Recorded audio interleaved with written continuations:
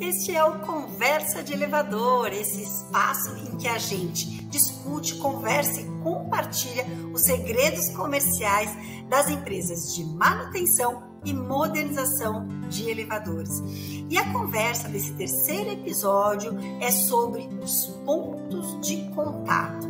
São aqueles momentos em que o nosso cliente avalia a nossa prestação de serviço, dando mentalmente uma nota positiva, negativa ou neutra para o nosso serviço. Vamos saber mais sobre esse assunto? Vamos lá!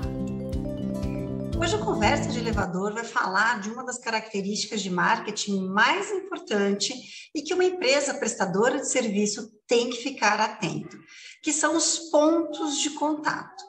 Quando a gente pensa numa empresa que faz manutenção de elevadores, a gente tende a acreditar que ponto de contato é só aquele momento em que o técnico chega no condomínio para fazer uma manutenção preventiva ou corretiva do elevador. Mas a gente se engana, porque esse conceito ele é muito mais amplo e ele pode ser bastante explorado por qualquer empresa de elevador. Uma empresa que tenha controle e domínio do que é feito durante esses contatos com o cliente, com certeza vai ter uma percepção muito mais positiva do seu negócio. Então, vamos lá. O que são os pontos de contato, né? Pontos de contato é aquele momento em que o cliente ele faz uma avaliação dos nossos serviços a partir de uma experiência. Ele tem um contato e ele faz uma avaliação mental daquele momento. É a partir da soma de todos os momentos que ele teve o contato com a nossa empresa, é que ele vai avaliar no próximo aniversário do contrato se ele vai manter aquele contrato ou se ele vai substituir aquela empresa por outra. Quando a gente faz uma avaliação dos pontos de contato de uma empresa prestadora de serviço, a gente pode pensar em diversos momentos em que o cliente vai ter contato com a empresa.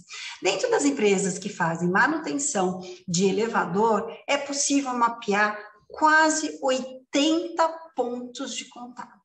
Mas é claro que a gente não vai conseguir dar foco para todos esses 80 pontos de contato. Então, o importante é que a empresa faça um mapeamento de todos esses pontos, mas escolha de 3 a 4 em que ela vai atuar propriamente dito, descrevendo métodos, descrevendo processos e principalmente definindo como que é a postura, o comportamento de seus colaboradores. Vamos dar uma olhada? Um dos pontos importantes que a gente já falou é a visita mensal do técnico no condomínio em que ele vai fazer, né, o seu trabalho. O ponto é que não adianta você ter um técnico que seja apenas muito bom na parte técnica. Fazer um bom atendimento técnico, fazer uma boa manutenção preventiva, fazer uma correção de um problema, isso é o core da sua empresa, é o coração da sua empresa. Então, isso não pode ser colocado em jogo, isso não pode ser colocado em risco. Isso tem que acontecer.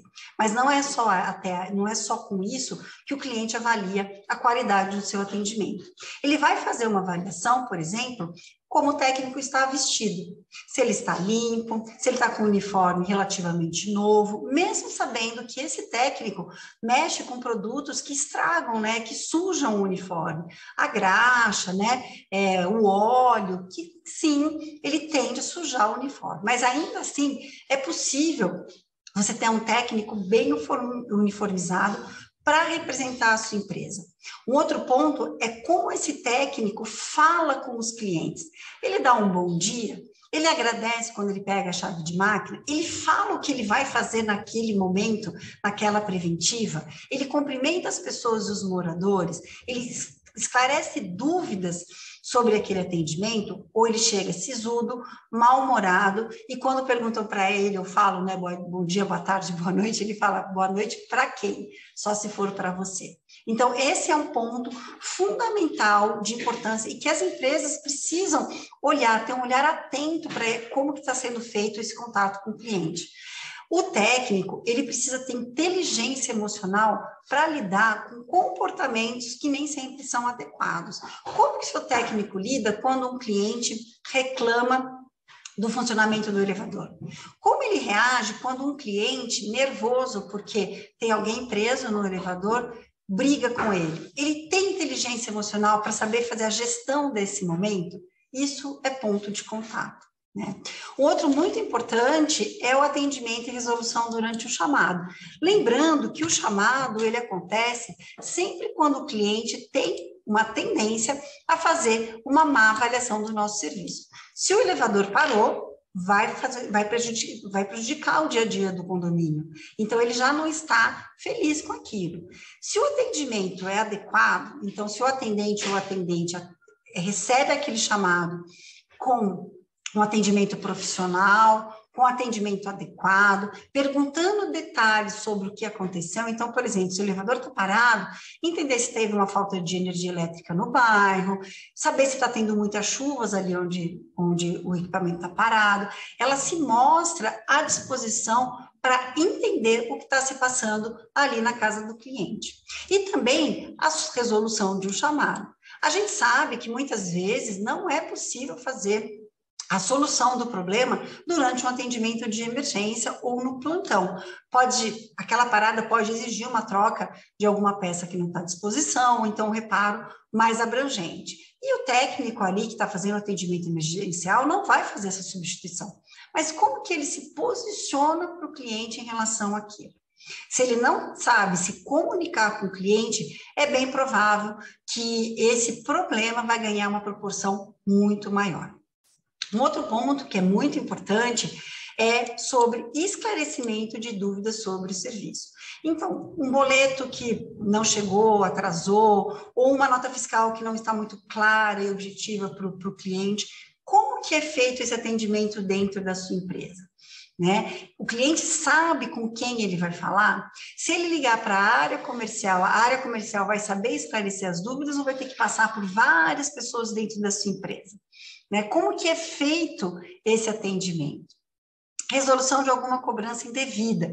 Esse é um problema bastante sério, que a gente tem em todas as empresas de prestação de serviço.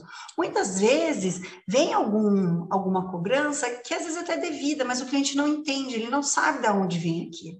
E ele liga para tirar uma dúvida. Se ele fica naquela ligação com a musiquinha, mas daqui a alguns momentos atenderemos, e ele não consegue ser atendido, e quando ele é atendido, ele é passado de um setor para o outro, com certeza esse ponto de contato vai ter problema. E por último, o que eu coloquei aqui, que também é muito importante, é o acompanhamento técnico de outros prestadores de serviço. Muitas empresas não fazem o serviço, por exemplo, de instalação de câmera, né, de sistema de segurança. E é preciso fazer o acompanhamento desse serviço realizado por outra empresa. Como que é esse contato? Né? O técnico é solícito, ele sabe os seus limites de atuação, ele sabe como comunicar, né, os seus limites de atuação. Se a outra empresa, por exemplo, os colaboradores da outra empresa não estiver usando EPIs adequados para estar trabalhando no posto do elevador, esse técnico vai saber abordar de uma forma eficaz e eficiente, sem ser agressivo? Tudo isso é ponto de contato.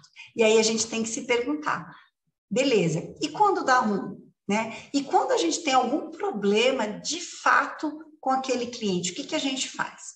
O primeiro de tudo é que a gente precisa entender tecnicamente o que está ruim, o que deu de ruim naquele contato, né?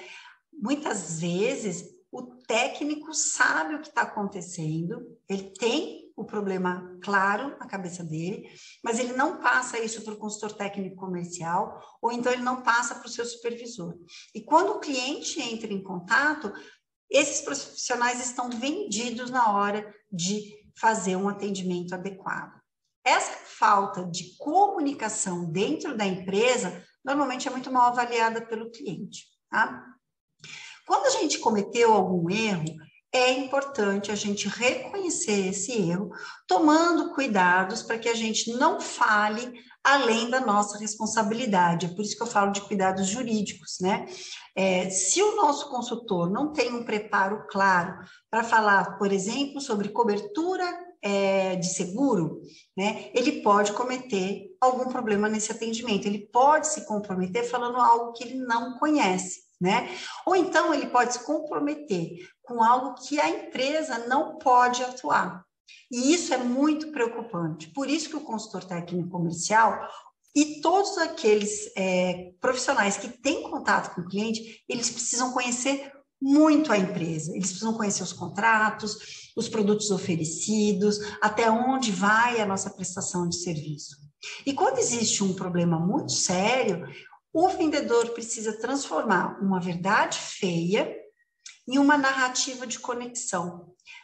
Bom vendedor, bom representante comercial, bom consultor, ele não mente, ele é transparente, mas ele tem a capacidade de transformar aquela história ruim em algo que seja um processo de conexão com o cliente. Eu tenho certeza que você que está ouvindo esse vídeo, você já passou por alguma situação em que a empresa errou, mas ainda assim ela conseguiu te fidelizar, porque ela resolveu o problema de uma forma mais transparente e te colocando a par de passo a passo do que estava acontecendo. Isso é um ponto de contato bem cuidado, bem trabalhado.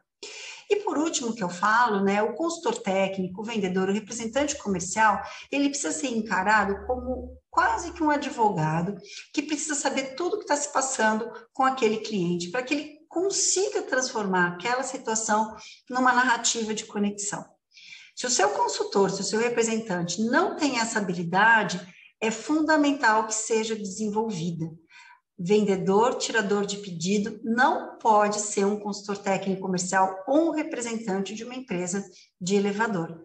Porque numa empresa de elevador, a prestação de serviço ela é mais ampla, ela precisa ter um cuidado, não só com o que é falado com o síndico, com o zelador, com o porteiro, com os condôminos, com os usuários. São muitas pessoas envolvidas nessa prestação de serviço para a gente colocar uma pessoa ali para representar a nossa empresa que não tem a capacidade nem técnica e nem as habilidades comportamentais necessárias para esse atendimento. Por isso que eu falo como é importante a gente desenvolver soft skills dentro da nossa empresa prestadora de serviço. Espero que tenha gostado de mais esse episódio e até o próximo. Tchau, tchau!